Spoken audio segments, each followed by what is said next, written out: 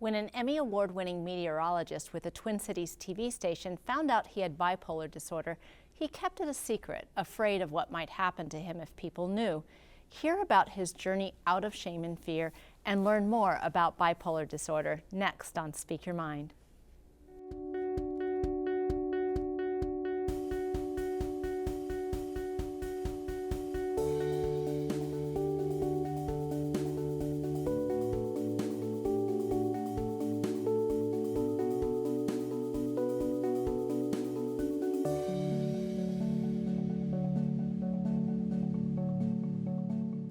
Welcome to Speak Your Mind. I'm Dr. Carolyn Phelps, licensed psychologist with the Human Development Center. Tonight we're talking about bipolar disorder, or as it's more commonly known, manic depression. Now, there are good treatments today for this illness, and with good treatment and care, people living with bipolar disorder can live very full and rich lives. Tonight we'll learn more about this mental illness, the options available to those who live with bipolar disorder, and hear Ken Barlow's message of hope. As we talk and have this conversation here, you can join the conversation by calling in questions.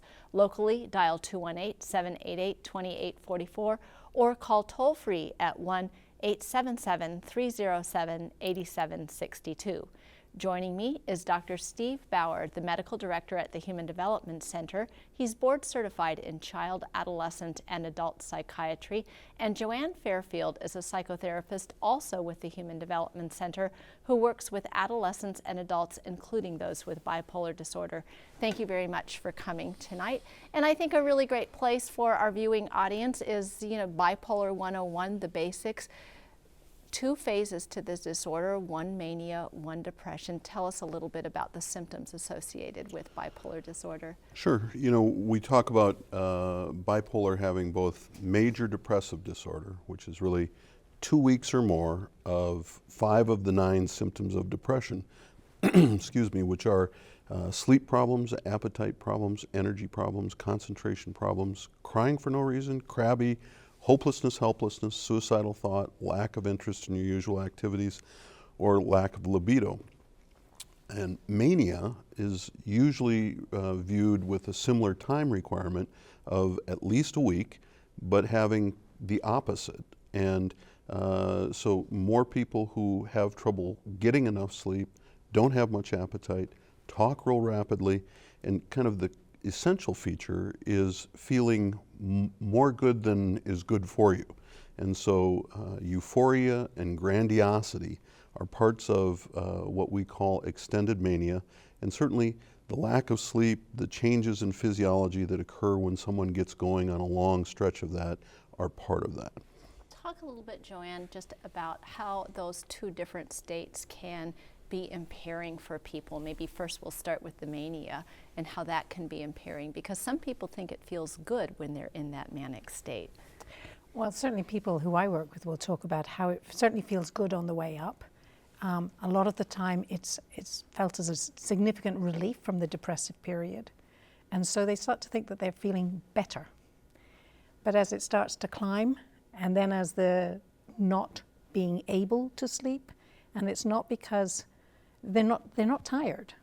And I think that should be an important distinction we make. When we're depressed, we might feel tired and can't sleep. But when you're in manic phase, you're not actually tired. You can feel like you can keep going on 2 or 3 hours of sleep.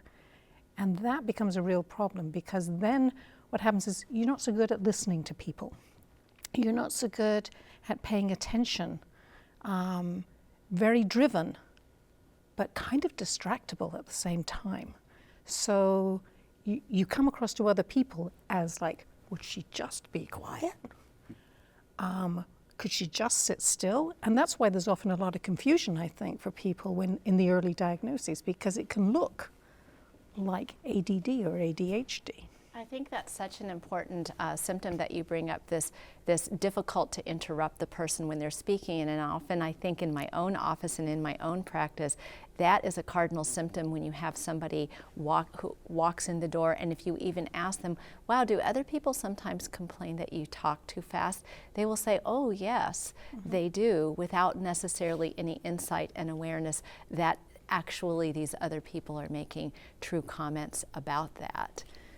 Yep, they're oftentimes lots of ideas that they considered so important, and we talk about that pressure, that they keep going without pausing or looking for those moments of other people wanting to have a comment.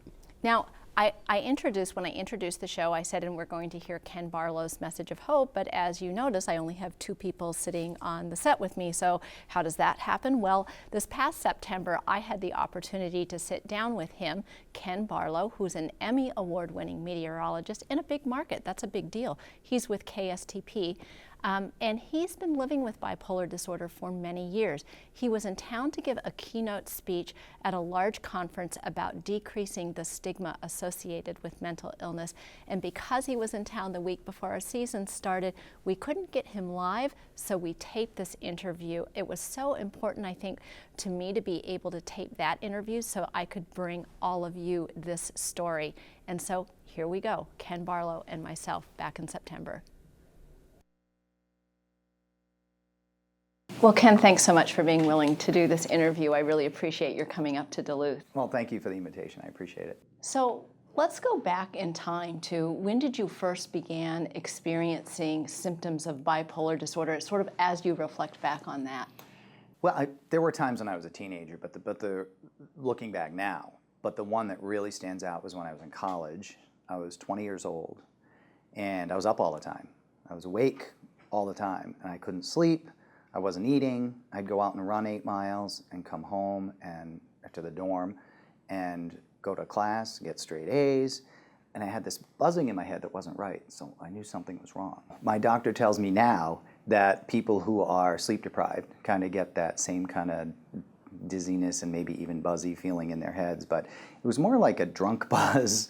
It was more like you were buzzed without drinking. You know, you're really describing so nicely that hypomania, that lack of sleep, that lots of energy, lots of productive energy, and a lot of people like that feeling of hypomania because they can be pretty functional in that state. And so was that how that was for you as well? You're just here getting things done, getting good grades? It got to a limit though when my girlfriend, who's now my wife, told me that I was doing too much and I've got to calm down, I've got to sleep.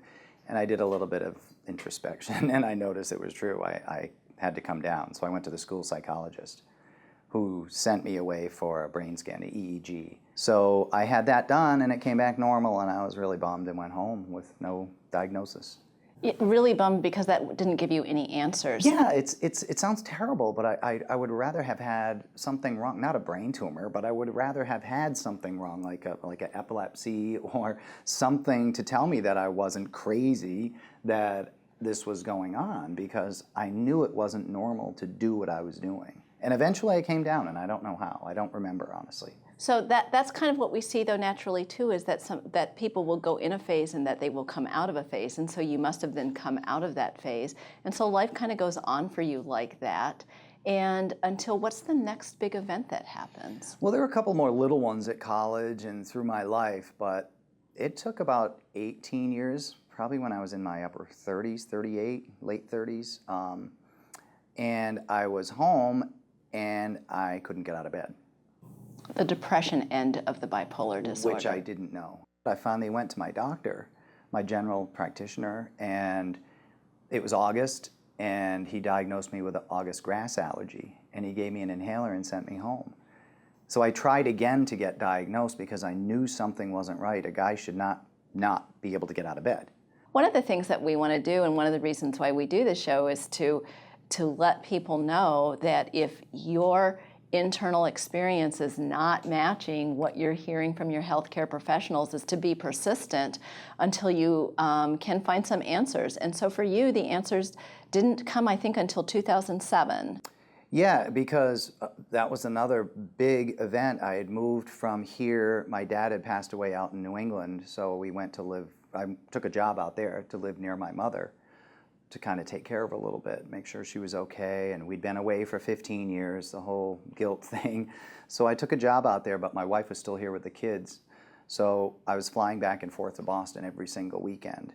And I found myself running on the treadmill that I had bought, which I didn't need, because I'm an outside runner, at 3 in the morning, and lifting weights at 4 in the morning. And So I went and had an MRI, and there was nothing wrong. And I was bummed, of all things. I was Again, so that's 3 times I tried through my, gosh, that would have been 25 years. I was 45, I think, at the time. Through my 25 years of ups and downs, and sometimes significant ups and downs that forced me to go to the doctor, where I was misdiagnosed. And she said it was vertigo. And she gave me a bottle of pills and sent me on my way. 2 months later, I collapsed at home. And I was hospitalized for 2 weeks. My body had just had it. So I was diagnosed with bipolar I disorder. And was that a relief at that time? No, I don't want to say what I was mad. I was angry because I didn't know what it was, and I thought I was a crazy person, and I just know what I'd read in the headlines of the newspaper, that everybody with a mental illness is a murderer. How long did it take you to move from being angry, and you also had to just be nervous and anxious, this whole notion of the only thing I know about crazy people is what I hear in the news, and the popular media has not been kind for mental illness, to people with mental illness. Mm-hmm. And how long did it take you to go from that to you are so publicly outspoken now about your bipolar disorder? I was diagnosed in 2007 in Massachusetts, and when I came back here, I was hosting a NAMI walk. I called NAMI and said, what can I do? Because I didn't want to tell them I had a mental illness. The National Alliance for Mental Illness. Yeah, because they do such amazing work. Yes. And I wanted to help in my kind of background way without telling anybody I had it.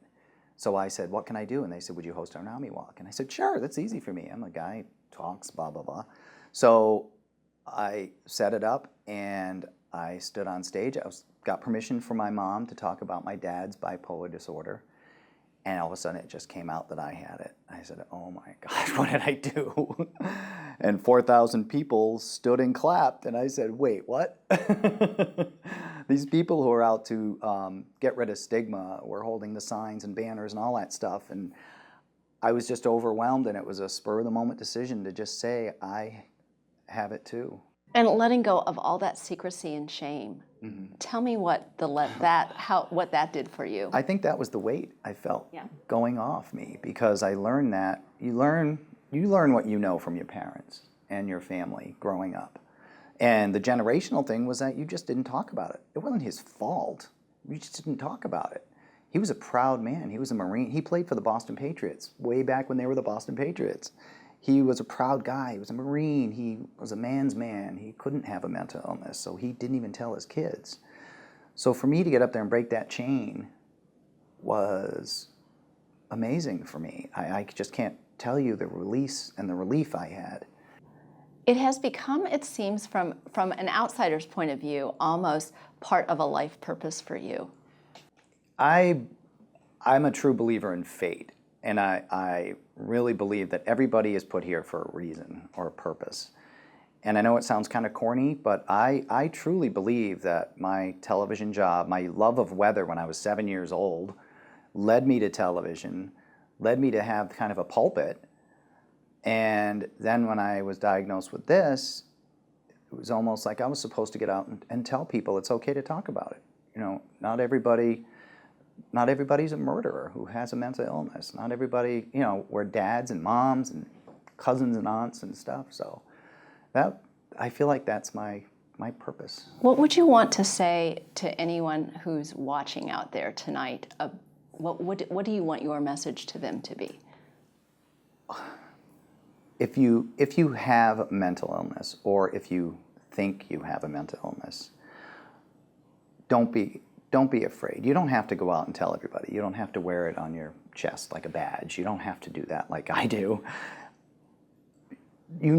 Just know that you're not alone.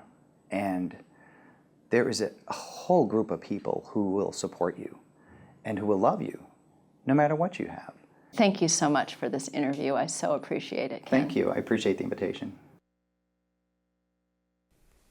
And so, your reaction, Joanne? Well, that's the second time I've seen this tape, and I feel just as pleased and honored that somebody as articulate as him has been able to share how hard it can be, first to get a good diagnosis, and then to get a diagnosis that actually carries such a weight, because I know it's changing, and this program is part of making the change, but there's still a lot of stigma attached to mental illness, and more to some disorders than others. And this is a tough one to diagnose. It's a really hard one. I mean, I think the bipolar piece in the title says it. You've got two very different looking episodes, and if you go in to see somebody at one of the end of that episode, you may get just told that it's depression. And Dr. Bauer, what are some of the other factors that that contribute to the difficulty in getting the correct diagnosis of bipolar disorder? Because he suffered for years with this, and there was some pretty, which feels to me, no disrespect intended, diagnoses that were quite far away from bipolar disorder, hay fever. Right. So, hay fever for depression is a bit of a stretch, though seasonally, when someone comes down with something, that's, we talk about a differential.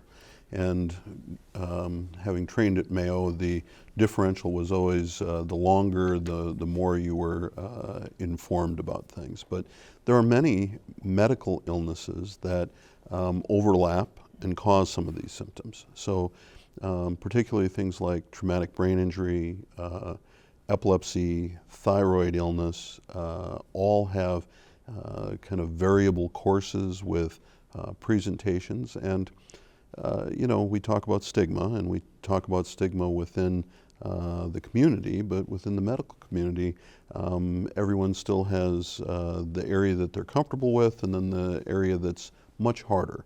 And I do think that sometimes physicians are kind of overwhelmed by how difficult folks with this illness have it in life, and their efforts to try to help people are quite often frustrating. And I think a lot of people kind of wish that people don't have it, and so they look for other things. And I love what you just said, that the stigma is not just confined to a certain part of our population, that it really spreads throughout the population. And I want to add just a little bit of a story that Ken told me off camera, was that after he got the diagnosis, he and his wife, for I think it might have even been about 5 years, it was a substantial period of time, he would have his wife go pick up the medication at a pharmacy far, far away from where he lived, because he was such a public figure. He didn't know how his work would respond to this. And after he spilled the beans at the NAMI walk, he went to his boss and said, "Oh, I gotta let her know now," and she was just wonderful. So I think I like that concept too, that sometimes with as much stigma, we don't know where the wonderful people are either, and that there are wonderful people who will respond wonderfully. I think that's absolutely true, and I think that some of the fear that we kind of project onto other people is our own. It's our fear of, and Mike and I talk about being dismissed, that they won't be taken seriously, that anything they say or do from then on will be perceived as a symptom rather than something that they want to communicate. But the one thing I do know is the better informed your family and friends are about your illness, the better support they are. And sometimes they can see things that when a patient is moving in, for instance, into a manic phase, that they're not aware of themselves. They can't pay attention to that. That's part of the illness.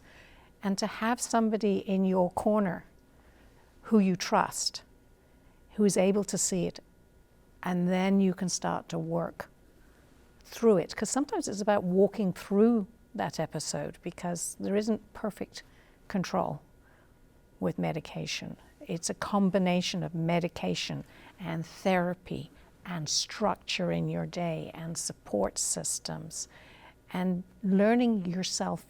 And the disease changes a little as time goes by. So you don't necessarily have all the answers You were nodding your head when Joanne was saying it's not just medicine, and you're a doctor and you're nodding your head, yes, it's not just medicine. Well, and I would just speak to the concept that our own fears, that when I started training, one of the things that was happening was people were being denied insurance based on having a pre-existing condition. And so when we talk about young people being diagnosed, I had a problem being the one giving a person a diagnosis that might prevent them from getting health care in the future. And so even families that were telling me symptoms, I wanted to steer them towards something else. The medicines, when I started, lithium is a very good mood stabilizer, but has a lot of medical complications to it. And so it's not a simple medicine to use. It affects a lot of your health. People don't like being on it very much unless they can really appreciate how much better they are. And so we've come out with more medicines that are helpful, but unfortunately, you know, one of the big researchers in this area has kind of divided it up and said maybe a third of people who have bipolar get by with one mood stabilizer, and 2/3 need 2 or more medicines. And there's a giant controversy about people who have bipolar taking antidepressants because it might actually activate their mania. And there's very few people that I meet that have this, that when they're depressed want me to say, well, just write it out. I'm going to give you this mood stabilizer and we'll make sure that you don't get into mania when you come out of the depression. And they're saying, no, I feel horrible now and I need something to help me now.